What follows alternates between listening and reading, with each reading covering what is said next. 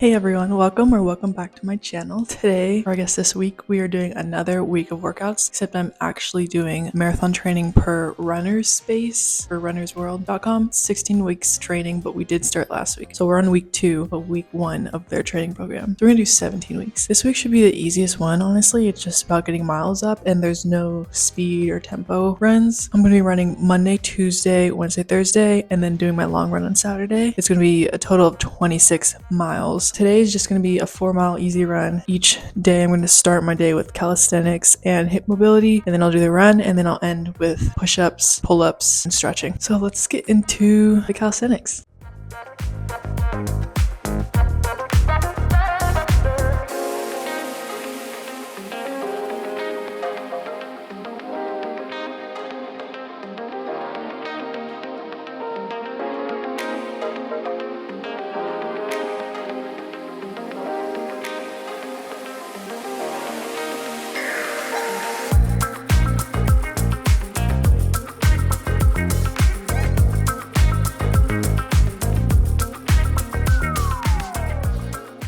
So according to the training program, these are the paces I have to hit. 5K would be 6:40, 10K would be 7-minute, half would be 7:20 average, marathon is 8-minute average. Since today's an easy run, I'm supposed to be averaging between 8:15 and 8:45. Since I want to get these paces sooner rather than later, I'm going to just try to do 8:15 for the 4 miles. And if I can do that, then I'm just going to do the quicker pace on the ranges from now on. Tomorrow is a long, so again, it'll be 8:15. And then once it gets to the harder things, like the tempos and the mile repeats, that's where I'm going to see me not hitting these paces early on, but the goal is to have those original race paces I said by the end of this training.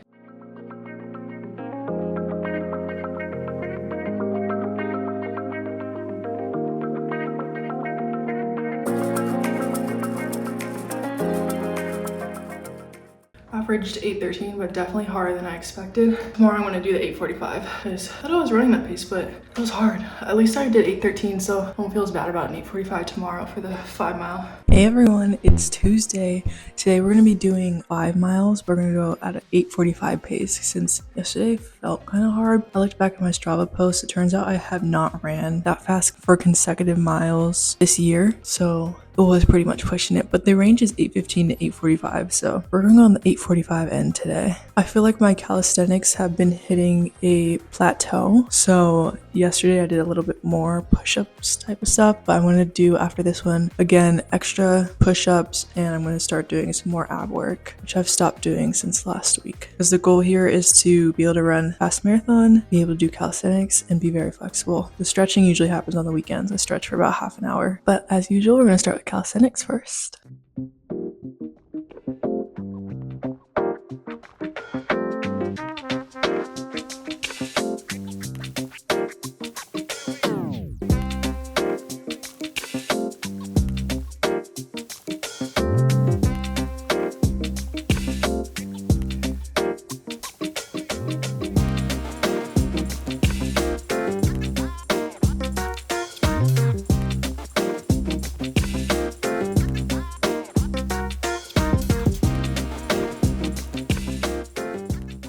Good morning everyone, it's Thursday and I have to re-record everything because it recorded in slow-mo, but luckily I don't have much to do. I didn't warm up, that's what I was saying, because I have to get a ride today and I have to go off of other people's times, which means I have no time to do anything. So I'm just gonna do the 3-mile run at 8-minute pace. That is it. No warm up, no cool down, risking injury today.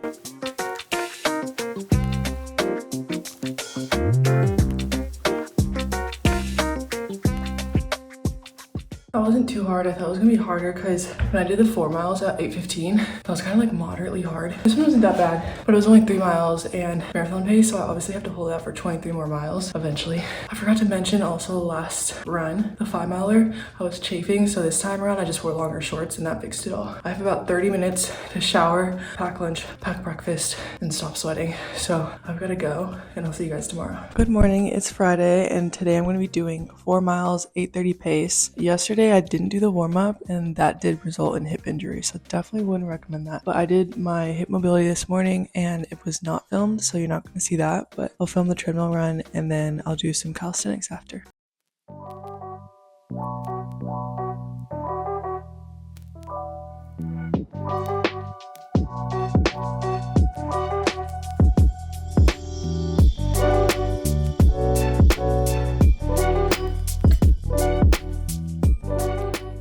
Good morning. It's Saturday. It's nice and snowy.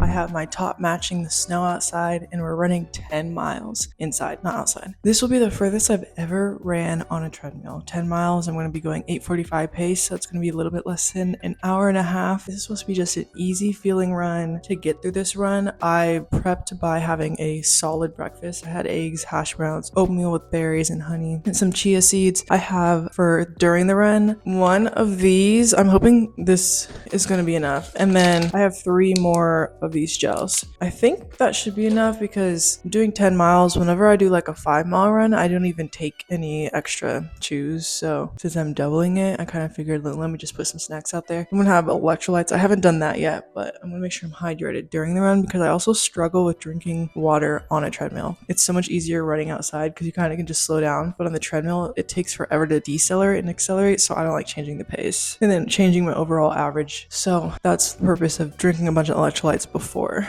I got new Hoka shoes, but I won't be using them because I don't want to break them in for a 10 miler, especially one that I do not want to stop in the middle of. Like, I want to make sure I get this 10 miles straight, no stopping. After the 10 miler, I'm going to do some ab work, and then that's pretty much the rest of the day for working out. And then Sunday is an off day for me, so I'll get to rest and then pick it all up next week. Next week, we're going to start having intervals and tempo runs, so it'll be a little bit harder, but I probably will only film every other week or every 2 to 3 weeks, depending on what you guys want to see. But I'm going to get started. This one, I'm definitely going to do a bunch of hip mobility. Do not want to get injured. And this is like a good example of seeing how far my legs can go in terms of like hip inflammation. And we'll see, like, if I come out of this with no pain, that'll be a great sign for the rest of the training. I still haven't booked a marathon. I'm still debating on what season I want to run in. May would be nice, but I might be in the middle of moving during that month, so I don't have a date on when I am moving. So I can't really pick anything within the next couple months or a few months. The summer would be nice, but then also it's very hot, so maybe the fall. I'm thinking September, October. Since this training is 16 weeks, I'm definitely gonna alter it at the end and make it so it can be like unlimited, so that I'm just gonna keep getting better and better. So by the time I'm in the fall, I'll be like hopefully already at my goal of sub 3:30. We'll see. I've got to play it by ear, but as I've been running more, the runs have been getting easier, so it should be hopefully getting easier each week, except on the workout days that are meant to be hard. So typically I would want to do a long run on Sunday because that's just vibes I get for Sundays is long runs, but I can't do it this Sunday because I have to work this Sunday. I have to work tomorrow. I have to go to work, drive in the snow with my 2-wheel Camry. That's why I'm excited to move. So let's get started in this run. I've got the snowy vibe. I don't know. I gotta show you guys my view. I get to see all that during my run. The snowfall, the lighting in here is immaculate. I'm trying to make this the best vibes I can for a treadmill run because a lot of this is going to be mental. Like, how long can I be running in place for? And whatever I can do to make that more entertaining, to make sure I do not quit, is going to be rewarding. This might be the 5th time I said this, but let's get into the warm up.